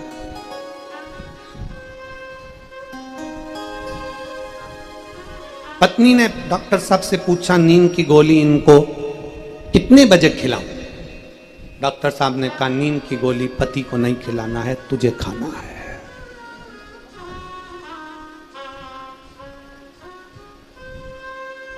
तुझे खाना है, इसको आराम की जरूरत है, गोली तू खा। तू नींद लेकर सो जाएगी तो ये बापड़ा बेचारा वैसे ही आराम कर लेगा, इसको आराम की जरूरत है। सवेरे जब उठती है और बच्चों को जब स्कूल भेजती है उस समय से तेरा चालू होता है, उठ जा उठ जा, उठा नहीं, स्कूल जाना है, बेन आने वाली है, गाड़ी आने वाली है, जल्दी कर जल्दी कर। सुबह से जय चिल्ला जय चिल्ला जय चिल्ला। इतने में सास की नेत्र खुल जाते हैं, वो कहती है टिफिन में बना दूंगी, तू बच्चों को तैयार कर ले, तू कर तैयार। टिफिन बनाने में सास जुट जाए, माँ तैयार करने में, और ऐसी तैयार कर खुरा के तो भी बेल्ट कहाँ गया, सामान कहाँ गया, ये कहाँ गया, वो कहाँ गया, और ढूंढ ढूंढ ढूंढ ढूंढ बड़ी मुश्किल से उनको तैयार करके बैग टांग के फिर बस में छोड़ेगी, ऑटो में बिठाएगी। जैसे बिठाएगी बच्चे बाय करेंगे, मम्मी बाय। बच्चे इसलिए बाय करते हैं बड़ी मुश्किल से पीछा छूटा है, बड़ी मुश्किल। और फिर जो चिल्लाया चिल्लाया चिल्लाया, कई बार तो इतनी तेज चिल्ला देती है कि पास में जो पलंग पर सोया रे पति वो भी कह देता है तेरे हाथ जोड़ू, तेरे हाथ जोड़ू, शांति, थोड़ा शांति रख, थोड़ा शांति रख। खूब चिल्लाया। अच्छा ईमानदारी से बोलो, पूरी बचपन की जिंदगी बच्चों की आज के समय में जितनी बर्बाद हुई है, इतनी बचपन की जिंदगी पहले कभी बर्बाद नहीं। पढ़ो, ये मत करो, सही से बैठो, ऐसे करो, क्या कर रहे हो? सुबह 6 बजे से टोकना चालू होता है, रात को 9 बजे तक, जब तक बच्चे नींद हो जाए तब तक टोकना टोकना टोकना टोकना। बेचारा बच्चा जंगल का शेर बनना था, उसे सर्कस का शेर बना दिया। बच्चे को जंगल का शेर बनना था। आज के जमाने में बच्चों को प्रबल बनाइए, बच्चों को प्रबल बनाने की जरूरत है। जंगल का शेर बनाने का प्रयास करो, सर्कस का शेर नहीं कि दूसरे के चाबुक पर घूम जाओ। क्या कर रहे हो? ऐसा ना करिए, ऐसा ना करिए, वैसा ना करिए। तुम्हारे घर के बच्चे स्कूल से आने के बाद स्कूल की सारी बातें अगर तुम्हें बता रहे हैं तो समझ लेना कि तुम्हारा बच्चा जिंदगी में कभी नहीं बिगड़ सकता, वो तुम्हारे कहने पर ही चलेगा। मम्मी आज टीचर ने मेरा कान खींचा था, मम्मी आज टीचर ने ऐसा कहा था, मम्मी आज टीचर ने ये पढ़ा।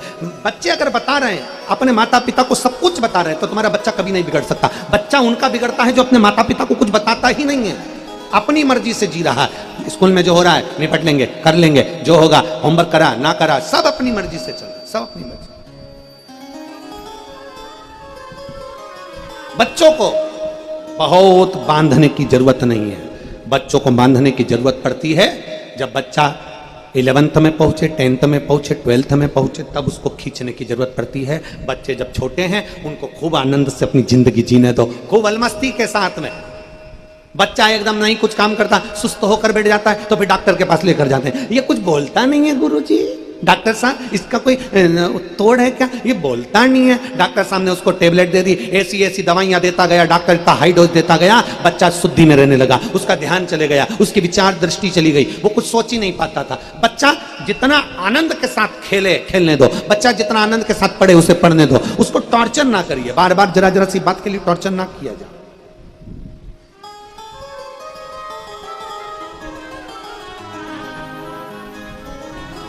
उसकी भक्ति, उसका विश्वास, उसकी दृढ़ता।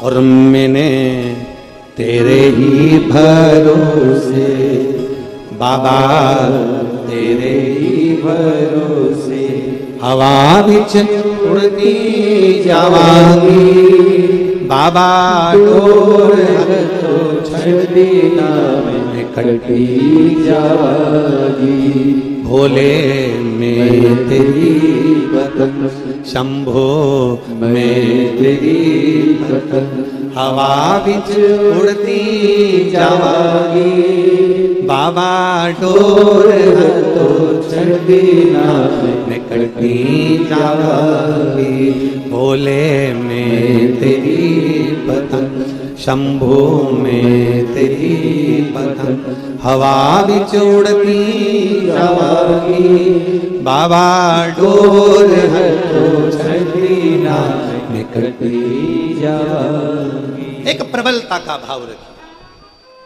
क्रौंच गंधर्व ने चूहा बनकर भगवान के अभिषेक का थोड़ा बहुत अक्षत का दाना कुछ सामग्री पड़ी होगी उसको पा लिया, पा लिया।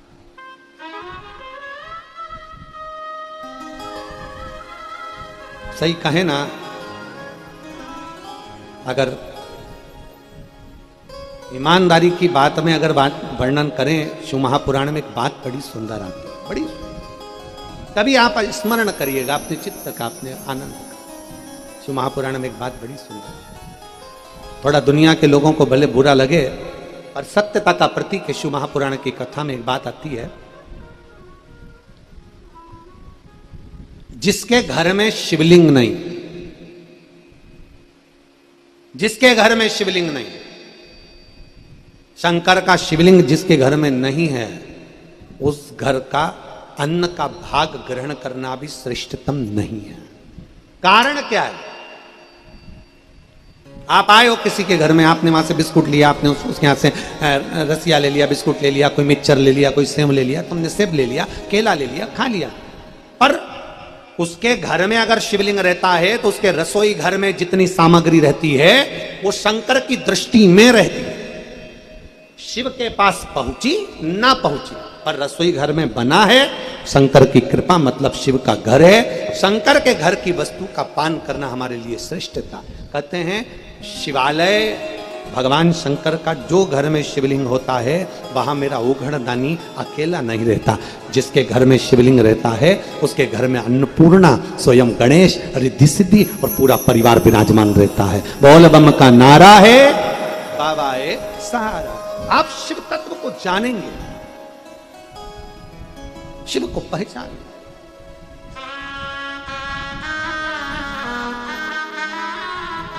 भगवान शिव तत्व को। क्रौंच गंधर्व चूहा बन गया। चूहा बनकर थोड़ी सी सामग्री, भगवान के अभिषेक की सामग्री थोड़ी सी पड़ी थी, 2-4 चावल का दाना। अभिषेक करते हो तो हो सकता है थोड़ी सामान नीचे गिर जाता, उसमें से एक चावल का दाना, 2 चावल का दाना क्रौंच गंधर्व ने चूहा बनकर ले लिया, ग्रहण कर गया। और क्रौंच गंधर्व जैसे चूहा बनकर ग्रहण करा, शिव की कृपा हो गई।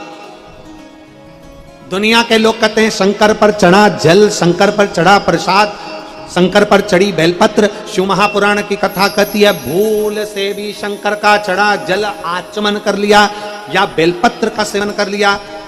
भगवान शंकर, शिव महापुराण में एक जगह पर लिखा हुआ है विदेश्वर संहिता में कि शिव का प्रसाद अगर कोई तुम्हारे हाथ में दे दे, शंकर का प्रसाद हाथ में दे दे, उस प्रसाद का स्वयं ग्रहण करना चाहिए। 1 मिनट की देरी मत करो। आप में से किसी ने 16 सोमवार करें? अरे वाह, रखिए रखिए। 16 सोमवार की पुस्तक में लिखा है शंकर भगवान का जिस दिन 16 सोमवार का व्रत होता है, माताएं चूरमा बनाती हैं, मलिदा बनाती हैं, क्या बोलते हैं इधर, वो आप जाने, चूरमा बनाती हैं, या जो भी मिश्री से करे, चूरमे से करे, जिससे आप करते हो, वो चूरमे के 3 हिस्से होते हैं 16 सोमवार के व्रत में। 3 हिस्से में से थोड़ा सा हिस्सा जो व्रत करती है उसका रहता है। पुस्तक में लिखा है 16 सोमवार का प्रसाद रात भर नहीं रखा था। याद है आप लोगों को? जिनने व्रत करे होंगे उनके स्मरण में होगा। आपने चूरमा बनाया, वो उसी दिन खत्म होना चाहिए, रात भर नहीं रखाएगा।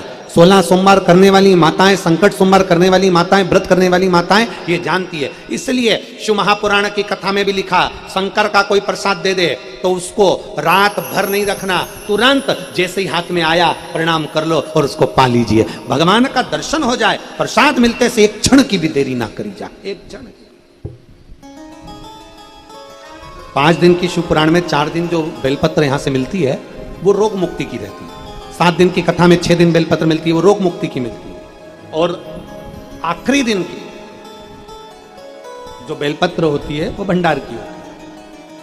वो भी मेरे देवाधिदेव महादेव ने, मेरे शंकर भगवान ने अपनी जटा में से बेलपत्र को उतार कर तुमरुका जी को दिया। तुमरुका जी ने उस बेलपत्र को जनमानस के कल्याण हेतु दिया। तुमरुका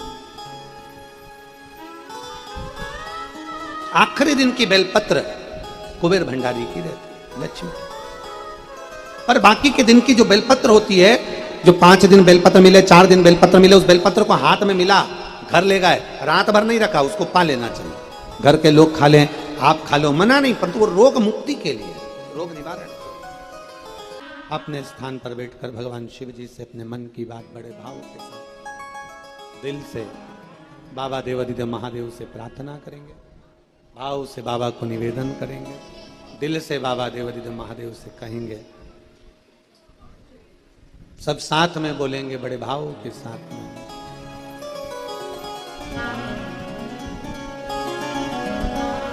श्री शिवाय नमस्तुभ्यं, श्री शिवाय नमस्तुभ्यं, श्री शिवाय नमस्तुभ्यं, श्री शिवाय नमस्तुभ्यं, श्री शिवाय नमस्तुभ्यं। भोला दुख का तुम्हारा, ओ भोला सब दुख का तुम्हारा, शिव शंकर जपो तेरी माला, भोले बाबा जपो तेरी माला, भोला सब दुख का तुम्हारा, ओ भोला सब दुख का तुम्हारा, मंगल मंगलकारी, वेश है मंगल मंगलकारी, शमशान वासी हमारा, शमशान वासी हमारा, ओ भोला सब दुख काटो हमारा, ओ भोला सब दुख काटो। भगवान देवाधिदेव महादेव का चरित्र कह रहा है, शिव का पावन चरित्र कहता है, क्रौंच गंधर्व एक अक्षत का दाना खा लेता है तो वाणी उसकी शुद्ध हो जाती है, क्षमा मांगता है कि मुझसे गलती हो गई, मुझे क्षमा कर। स्वयं सोभरी ऋषि कहते हैं, क्रौंच किसी पर स्त्री पर निगाह देना, पर स्त्री को स्पर्श करना, ये श्रेष्ठ नहीं है। पहले भी कथा में कहा, फिर कहते हैं, पर स्त्री पर धन व्यक्ति को बर्बाद कर देता है, पराई स्त्री और पराया धन व्यक्ति को नष्ट कर देता है, नष्ट। क्षमा मांगता हूं, अब मुझे क्षमा कर दीजिए, तो वर दे दिया, रहोगे चूहा, रहना तुम्हें चूहा ही है, बस इतना है कि तुम गणेश जी के साथ रहकर पूजा जाओ। इसलिए गणेश चतुर्थी पर गणेश जी महाराज तो आते ही हैं, साथ में वो क्रौंच गंधर्व भी चूहे के रूप में आता है, क्रौंच गंधर्व भी चूहे के रूप में पहुंचता है। आगे वर्णन आया है, भगवान शंकर के पावन चरित्रों का स्मरण कराया है। सुंदर प्रसंगों का स्मरण कराते हुए भगवान के 12 ज्योतिर्लिंग का वर्णन किया गया। और बाबा के 12 ज्योतिर्लिंग का स्मरण कराते हुए तुमरुक्का जी चंचुला देवी से कहते हैं, चंचुला भाव से श्रवण करी गई शिव महापुराण की कथा जीवन का सुख प्रदान करने वाली, भाव से श्रवण करने वाली शिव महापुराण की कथा हमारे जीवन को एक फल प्रदान करती है। चंचुला, चंद्रदेव को काया का रोग हो गया था, उस काया के रोग से वो मुक्त नहीं हो रहा था, तो भगवान शंकर की आराधना बालू का शिवलिंग बनाकर करी, तो भगवान शंकर ने प्रकट होकर उसको काया के रोग से मुक्त करा। काया के रोग से मुक्त हुए तो भगवान शंकर वहीं पर विराजमान हुए और उनका नाम श्री सोमेश्वर महादेव हो गया। अगला वर्णन आया है श्री मल्लिकार्जुन का। षडानंद कार्तिकेय बाबा जब रुष्ट होकर चले जाते हैं, श्री शैलम पर जाकर बैठ जाते हैं, तो भगवान शंकर पार्वती उन्हें मनाने के लिए पहुंचते हैं और मल्लिकार्जुन के रूप में विराजित होते हैं। अगला वर्णन आया है श्री महाकालेश्वर का। दूषण नाम के राक्षस का संहार करने के लिए भगवान कालाधिपति स्वयं प्रकट होते हैं। 84 रूप में मां छिपरा भगवान महाकाल को विभाजित करती हैं और 84 महादेव के रूप में भगवान शंकर वहां विराजित होते हैं। काल अधिपति बनकर भगवान शंकर ने दूषण नाम के राक्षस का संहार करा, शिवजी का नाम महाकाल हुआ। अगला वर्णन है श्री ओमकारेश्वर का। बिंद नामक पर्वत ने तप कर कर भगवान शंकर को ओम का नाद कर कर विराजमान किया और मां नर्मदा ओम के आकृति में यहां प्रवाहित हुई और भगवान शिवजी का नाम ओमकारेश्वर हुआ। अगला वर्णन आया है श्री केदारनाथ का। नर नारायण ने तप साधना कर कर भगवान शिव को विराजित किया। यहीं पर तारकासुर के 3 पुत्र तारकाक्ष, विदुमाली और कमलाक्ष ने भगवान शंकर के साथ युद्ध किया और शिवजी का सिर कटकर नेपाल में गिरा तो पशुपतिनाथ बन गए। धड़ गिरा केदारनाथ बन गए। नाथ नारायण के तप करने पर भगवान शिव यहां प्रकट होते हैं। बोल केदारेश्वर भगवान की। अगला वर्णन आता है श्री भीमाशंकर। भीमाशंकर कुंभकर्ण की धर्म पत्नी करकटी के गर्भ से एक बेटे ने जन्म लिया जिसका नाम भीम था। भीम को मालूम पड़ा कि मेरे पिताजी को देवताओं ने मारा है, तो उससे बदला लेने के लिए सारे देवालय शिवालय तोड़वा दिए गए।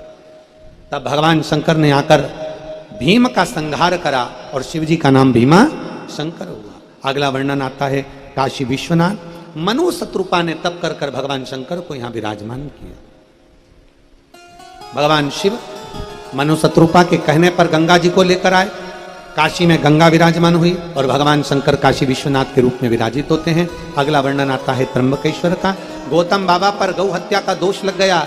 माता हिल्या ने अपने पति के ऊपर से गौ हत्या के दोष को समाप्त करने के लिए ब्रह्मा विष्णु महेश का आवाहन किया। 3 शिवलिंग के रूप में भगवान शंकर विराजमान हुए, त्र्यंबक के रूप में, और गौतम बाबा पर से गौ हत्या के दोष से मुक्त करा। भगवान शंकर का नाम त्र्यंबकेश्वर महादेव पड़ा। बोल त्र्यंबकेश्वर महादेव की। अगला वर्णन है श्री वैद्यनाथ जी का। रावण भगवान शंकर का शिवलिंग लेकर जा रहा था, बीच में शिवलिंग को भूमि पर रख दिया, शिवलिंग उठा नहीं। जब वो शिवलिंग नहीं उठा, ले जाने में थक गए, तब भगवान वैद्यनाथ के रूप में विराजमान हो जाते हैं। अगला वर्णन आता है श्री नागेश्वर का। दारुक नाम के राक्षस का संहार करने के लिए भगवान नागेश्वर बनकर विराजमान है। फिर वर्णन आता है रामेश्वरम का। भगवान राम लंका पर जब चढ़ाई करने के लिए गए, उनको मालूम था लंका विजय करना बहुत कठिन है, तब भगवान शंकर का शिवलिंग का निर्माण करा और शिवलिंग का निर्माण कर कर पार्थिव शिव पूजन कर कर भगवान राम जी लंका पर चढ़ाई करे। शिव जी रामेश्वरम के रूप में पूजाए हैं। रामेश्वरम के भगवान शंकर विराजमान। अगला वर्णन आता है कृष्णेश्वर का। कृष्णेश्वर बाबा सुधर्म नाम के एक ब्राह्मण हैं और सुधर्म नाम के ब्राह्मण की धर्म पत्नी 2 हैं, एक सुदेहा एक घुष्मा। घुष्मा के घर में संतान है पर सुदेहा को संतान नहीं। अब सुधर्म ब्राह्मण ने सोचा कि मेरी धर्म पत्नी एक को संतान है दूसरे को नहीं है, तो उन्होंने कहा कि सुदेहा को आप अपना संतान दे दीजिए। घुष्मा ने अपनी संतान सुदेहा को दे दी। सुदेहा ने बेटे को पाल पोस कर बड़ा करा। शादी हो गई, बहू आ गई। बहू को मालूम पड़ा कि मेरी असली सास तो ये है। जानकर बड़ा आश्चर्य हुआ तो उसने तुरंत अपनी सास को पूछना बंद कर दिया। जब सास को पूछना बंद करा, क्रोध आया सास को, बेटे के टुकड़े कर कर कपड़े में बांध कर तालाब में फेंक दिए। भूष्मा को मालूम पड़ा मेरा बेटा बहुत दिन से नहीं दिखा। भूष्मा ने पार्थिव शिवलिंग का पूजन करा, आराधना करी, सिर पर शिवलिंग को धारण कर कर तालाब में विसर्जन को गई। जैसे विसर्जन को गई तो मन में आया मेरे बेटे का दर्शन नहीं हुआ, बाबा मुझे दर्शन करा दो। 1 हफ्ते पहले मरा हुआ बेटा तालाब में से तैरता हुआ बाहर आ गया। भूष्मा के बेटे को भगवान शंकर ने जीवित कर दिया। शिवजी का नाम घृष्णेश्वर महादेव पड़ गया। भगवान तुम रुका जी चंचुला देवी से कहते हैं, चंचुला 12 ज्योतिर्लिंग का जो प्रबल स्वरूप को श्रवण करता है, भाव से श्रवण करता है, अपने जीवन में उतारता है, वो जीवन का सारा सुख पा जाता है। चंचुला का पति बिंदुक प्रेत योनि से मुक्त हो जाता है। प्रेत योनि से मुक्त होकर बिंदुक देव स्वरूप वस्त्र धारण कर कर देवलोक हो जाता है और चंचुला देवी अखंड सौभाग्यवती व्रत धारण कर लेती। आगे वर्णन आता है भगवान औघड़दानी, भगवान शिव, त्रिकालदर्शी, कैलाशी, अविनाशी भगवान शंकर, जिन्होंने संपूर्ण जगत के एक आनंद सुख को प्रदान करा। मेरे औघड़ बामा ने कहा, सुनो बिंदु, चंचुला तुम रुका जी, ये पवित्र कथा विराम हो रही है, मांगो तुम्हें क्या चाहिए, जो तुम मांगो मैं तुम्हें देने को तैयार। तुरंत तुमरुका जी ने हाथ जोड़कर निवेदन करा, पंचाक्षर मंत्र का स्मरण किया, षडाक्षर मंत्र का स्मरण किया। नमः शिवाय, ओम नमः शिवाय, नमः शिवाय, ओम नमः शिवाय, नमः शिवाय, ओम नमः शिवाय। भगवान के पंचाक्षर मंत्र का, षडाक्षर मंत्र का स्मरण किया और भगवान शिव से कहा, बाबा बस इतनी कृपा करो, जो भाव के साथ में शिव महापुराण की कथा का स्मरण करे, जो शिव महापुराण कथा का सुंदर भाव से श्रवण करे, जिस भाव से कथा का रिस्पान करे, बाबा उसकी सभी मनोकामना पूर्ण हो जाए। मेरे बाबा ने तथास्तु कहा और बाबा आशीर्वाद दिए।